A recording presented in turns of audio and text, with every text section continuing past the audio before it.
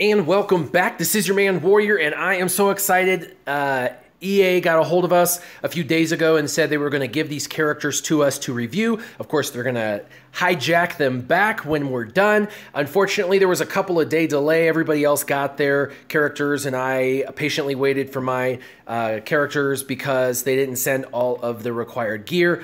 So I played with Cassian a little bit when he was way under geared. I have some video of that, and then I also have some video of him actually geared up and doing a little better. So he's Cassian Andor. Obviously, his sidekick is K2SO. He's from the movie Rogue One. If you haven't seen it, go see it. He's a light side rebel support, and basically he's a rebel support who's going to buff your allies at the start of battle, and then he's going to constantly debuff the enemies, which is a similar theme with all of the Rogue One characters. So that's really, really cool, debuffing the enemies and buffing your own characters. So for the purposes of this video, he's almost max geared. I still didn't get a couple pieces sent to me, and that's okay. We're just going to not worry about that, but he's gear 11. They sent us all the pieces to max him out. So, you know, Crippling Shot, Shot Grenade, they're all maxed out. He does have a ship that's a brand new ship. I talked about that briefly in another video. It's got to be him, Jin, in K2SO. You can see I have Jin also maxed out. I'll do another in-depth character review of her as well, but this video is going to be about Cassian. So Cassian, where do we find him? Currently, the only place to find him is the data cards, which is, you know, Chromium exclusive, means you have to spend some money to get him, or the tournament, and he'll probably rotate in the tournament a couple of times at a minimum before he goes out of the tournament and into another location. My guess is they will pop him in another location not too far in the future. So that's where to find him. He is, for the purposes of this video, 7-star. I did just throw some random mods on him for the video. I know we will go over modding him just like I do with anyone. But his base power is around almost 8,700, which is average. His speed's 134, which is right around average. And his health is average at about 17,567, so almost 18,000 health. So on paper, he's just kind of an average character, and I would give him an overall Galaxy Star rating of 4. However, if he is in a Jin-led team with Chirrut and Baze, I would give him a Galaxy Star rating of 5. Now, it's really cool because Cassian also has synergy with Boba Fett and Darth Vader, because both Boba Fett and Darth Vader take buffs and debuffs off of characters and end up doing multiplier damage, 30% per buff or debuff with Boba Fett, and with Darth Vader, it's 50% damage modifier. So Cassian is known for putting down debuffs, and so he'd work really well in a synergistic team with those two characters, or in a extreme rebel squad with Jin leadership. He's kind of like the TIE fighter pilot, but for rebels. So that's kind of cool. I mean, obviously his kit's different, but that's kind of how I see him. I see him as, you know, independently kind of weak, but in the right team, overpowered. You know, the TIE fighter pilot's way OP in an Empire team. He just, you know, constantly under Emperor Palpatine goes. So let's go ahead and talk about gear. So he's average for cost on gear. As far as like the amount, it's going to cost about 544,000, which is average. The average gear is about 3.5 pieces of raid gear. He's right at 3, which is average. For the gold gear, the average is 220. He's at a max of 440, which is the highest it will go. So that's really high, but he does offset that with really low purple. The average purple is about 1,105, and he's at 890. So he's below purples, higher on golds, and then average on that. So for raid gear, for purple gear and gold gear, I would say overall he's average to gear and average cost. So that's that. He is as spicy as ceviche. So there's my food analogy for a few of you who love those food analogies. He's definitely as spicy as ceviche, and that's also, you got to watch the movie to know why that would even make relevant sense. I already told you about his synergy. Some of his fun facts, though. Let's go into that. So number one, He has the #1 slot for special attack. He's actually got the highest special attack. So I just recently did an Emperor Palpatine video, and on that Emperor Palpatine video, I mentioned he had the #1 special attack. Well, they at Swagagaga have updated their website, and now Cassian has the #1 spot for special attack. It's actually above Emperor Palpatine now, so that is really good. He has #3 for potency, so that's really cool. He's got already 56% potency without any help, and of course he gets potency assists and stuff already, so that's pretty cool. He has the #4 top overall ability, which is his Crippling Shot, and he also, his basic, called 2 Steps Ahead, is the #11 best basic in the game. Now, #11 best basic may not sound like a lot, but he's already got the #1 top special attack, which is his Crippling Shot, and he also has the #11 best basic, which means whether he's hitting you with his regular or his other attack, they're both good. Normally, characters have a couple attacks. One's really amazing and one sucks. One of the few exceptions is maybe Rey. She's got, multiple attacks that are awesome. So that's kind of just a little fun facts about him and his special abilities. So he's definitely a powerhouse if put with the right team for sure. So now that we've gone over, where to find him and his gearing, let's go ahead and go into his abilities. So the abilities, let's just start right over here. 2 Steps Ahead. 2 Steps Ahead says it deals physical damage. And by the way, he's one of the few characters that does both physical damage and special damage. There are a few, but not many. Normally they focus on one or the other. But this 2 Steps Ahead will deal physical damage, and it has an 85% chance to inflict buff immunity for 2 turns.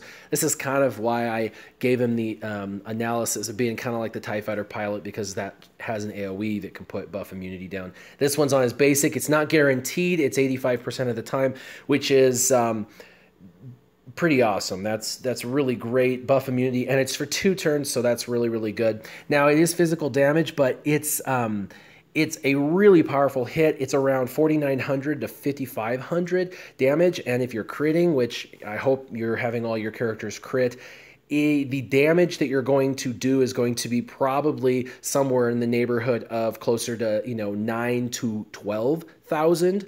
With the variant, it's going to be somewhere in the ballpark with critical damage, 9 to 12,000. That's on a basic. That's not a bad hit at all. So his ability of 2 Steps Ahead, definitely an awesome basic ability. Like I said, #11th. There's about 100 characters, so he's in the top 10th percentile of best basics. And of course, that's what he's going to be called into to do when his buddy K2SO does his special ability called Conductive Charge.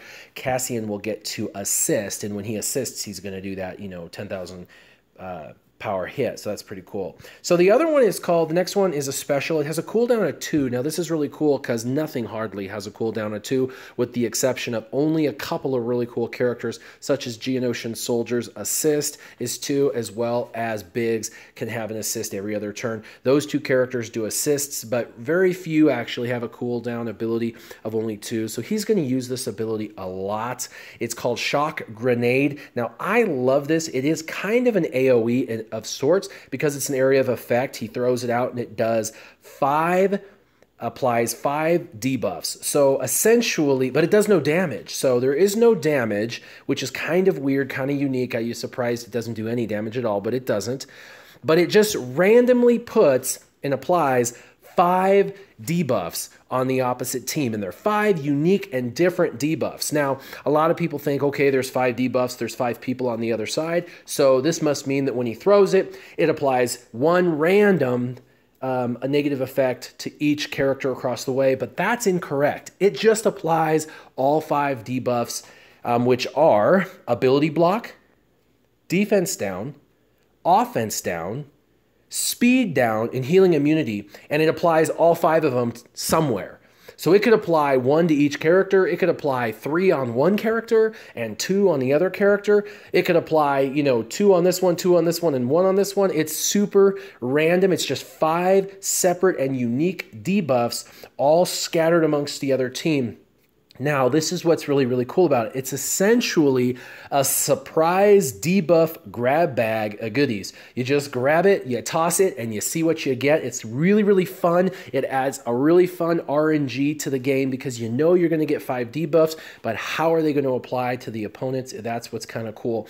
Now, what is also very, very cool is if they are Empire, which the Empire is on the rise, if you haven't figured that out yet, he's going to also expose them for 2 turns, which means there's going to be 2 exposed debuffs over their head. So that is additional debuffs. So he's going to scatter red over everybody's head or most of their heads. And if there's any Empire, give them expose for a couple of turns. Now, this is the other cool part of Shock. Shock doesn't do any damage, right? The Shock Grenade, but it does this AoE debuff across the team. But it does call K2SO to assist, so that's really cool. And then both K2SO and Cassian will get 20% turn meter for each debuffed enemy. Now, there's a really good chance you could have debuffs on all characters, especially if you're playing an Empire team. So you could potentially get 5 characters with 5 sets of debuffs,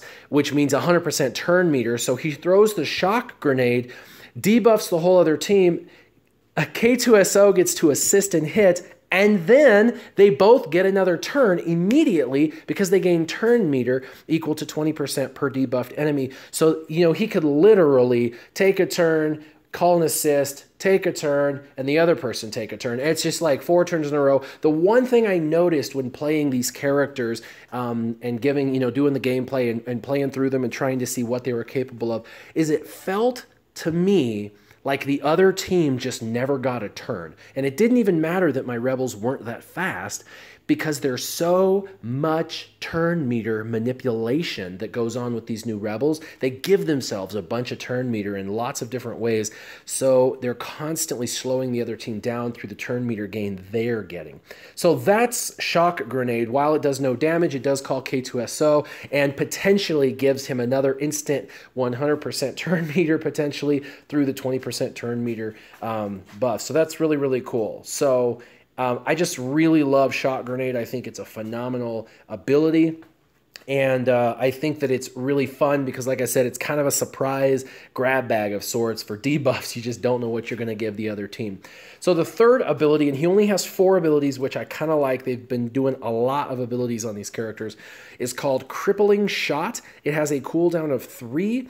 Now, this deals special damage. Now, the first one, 2 steps ahead, dealt physical damage. This one deals special damage. This is the one that's the #1 special attack in the game. So this is the heaviest hitting special attack in the entire game. It has a cooldown of 3. Crippling Shot will deal special damage to a target enemy. For each debuff present on all other enemies, inflict all those debuffs on the target for 1 turn.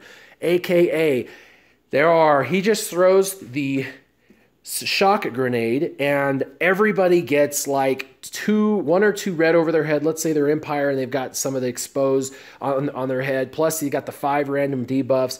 And then he gets 100% turn meter because there's more, you know, at least 5 characters on the other side with debuffs. Now he gets to take an instant turn over again, and he decides to take this Crippling Shot.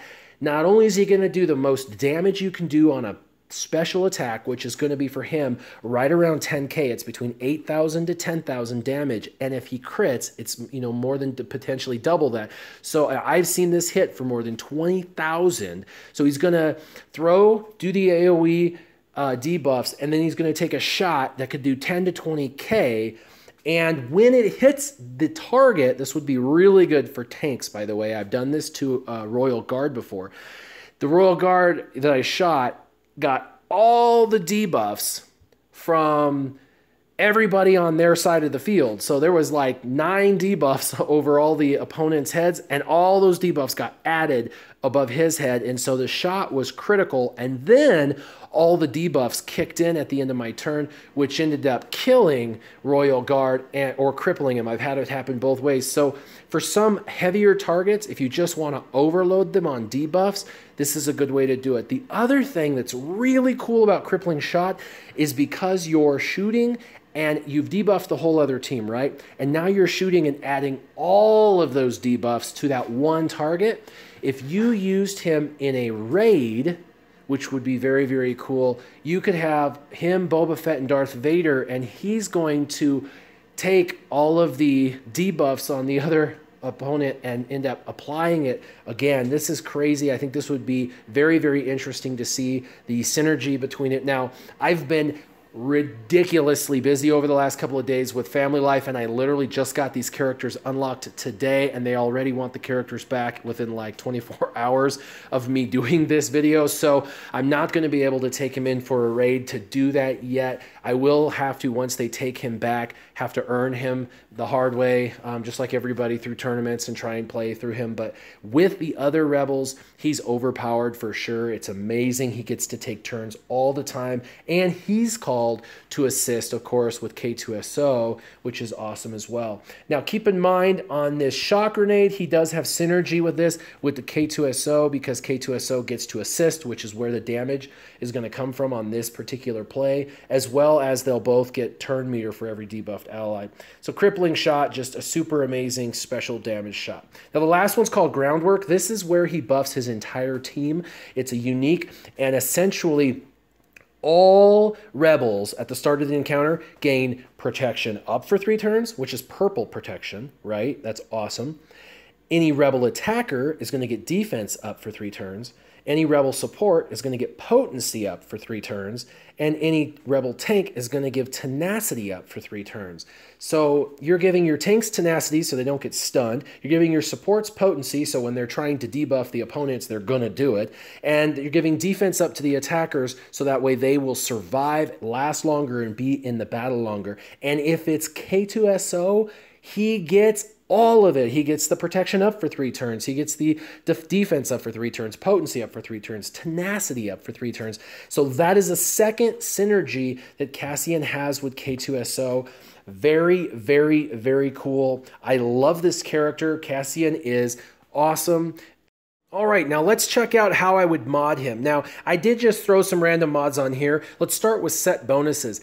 I would not recommend health and potency mods. First, you got to remember he has the third highest potency in the game naturally at 56%, and you're going to want him under Jyn Erso as the lead, and she's going to go ahead and naturally, through her ability, give all rebels 35% potency, which puts him up in the 90 percentile, or 90% for potency. That's just insanity. You don't need potency here. I just threw some mods on that I had, so I'm going to go through how I would mod if I had some really good mods in here. So I would do 1 critical damage mod set and 1 critical chance mod set. So I would do critical damage and a set of critical chance to increase his crit chance a little bit and to also add additional critical damage to his hits so his hits are heavier, because he is a support, but he is a amazing attacker as well. So on the top left transmitter, it's of course always going to be offense, but really what you're going to want to do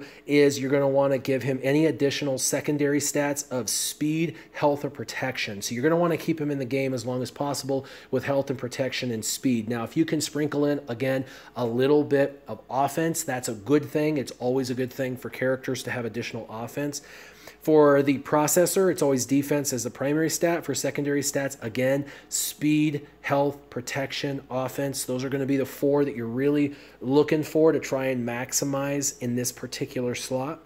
On the bottom left, I would do protection as a primary stat. And again, I would use anytime you can get health or protection, offense, or speed as a secondary. You can see these mods are not really very relevant to Cassian at all. On the top right, I would actually do a critical chance or a critical damage mod with 30 speed. So as the primary stat, it would be 30 speed, or just even speed as a primary stat. And then secondary stats, again, offense, health, protection, and speed are going to be what you want here. For this slot, I would do critical damage even though you're going to do critical damage again, it's going to make him a really overpowered hitter, which is going to be amazing, especially because of his crippling shot. That's the #1 special attack in the game. So if you do a crit damage set bonus and this slot is crit damage, you're going to be at 216% critical damage, and he's definitely going to crit, which is nice. So that's what I would do. Of course, health, protection, speed, and offense as secondaries that you're looking for. And then on the bottom right, you could either do protection or offense as the primary stat in the multiplexer. Offense is not bad. You're going to make him hit harder, but I would recommend to make him a little bit less squishy. Do a protection primary stat. Of course, for the secondaries, as always, you're going to look for some speed, health, or protection, as well as maybe some offense. That would be awesome. So that is how I would put his mods on, although the mods I have on him currently are not what I would recommend. Again, I would say his overall Galaxy Star rating is 4, unless he's with Rebels or with like a Darth Vader Boba team, then he's a Galaxy Star rating of 5. He's amazing. The Rebels together are completely and utterly overpowered. Currently, if somebody was to have all of these characters, they don't even have to have a max start out. There's really no team on the planet that could beat them, with the exception of a Boba Fett-led team because of his ability execute. Now, the reason why is because Boba Fett is going to be able to kill one of the rebels by shooting him and execute, and it does damage with a 30 times multiplier for every buff or debuff over the character's head. And since this team with Cassian is designed to create massive buffs, especially if you're playing him with Chirrut. Chirrut adds ridiculous amounts of health over characters' heads. And so if you're playing with Baze and Chirrut in a full Rebel team, your team's going to have 5 million gajillion green boxes over your head, and the opposing team's going to have 1 quadrillion, the red boxes over their head. And so the only downside is Boba Fett is going to do execute, and anyone he hits on your side with all of those multipliers over their head will essentially be a guaranteed kill, and he's going to get his Mandalorian resolve or whatever over his head, which gives him the ability to come back to life. And it does a lot of damage. Boba Fett's can do anywhere from 30 to 70,000 damage based off how many buffs and debuffs you have over your head. So I would definitely say that's the Achilles heel of this Rebel team. But otherwise, if you're not seeing Boba leads, this team is completely and utterly overpowered. To give you an example, I ran through Galactic War. Most of the video you're about to see is from a couple Galactic Wars. I went from start to finish without ever having to change a character out from the first node to the 12th node. And at the end of the 12th node, all 5 characters had 100% health and most, if not all, of their protection because of Jin's protection recovery, as well as health recovery from Chirrut, and then all of the buffs from Cassian. It's absolutely insane. You're going to love the video. You're going to love the footage that I have that's coming up with all of the different attacks. I did do a couple of Galactic Wars, so check this out.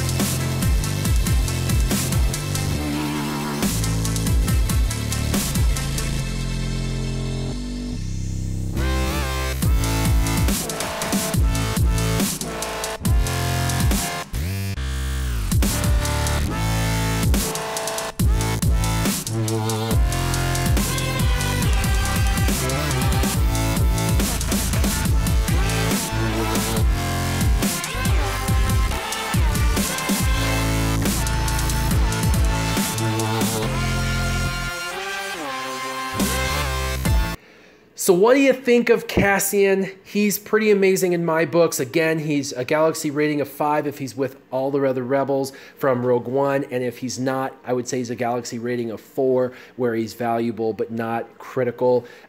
He is amazing. Please leave your comments down below as to what you think about Cassian again.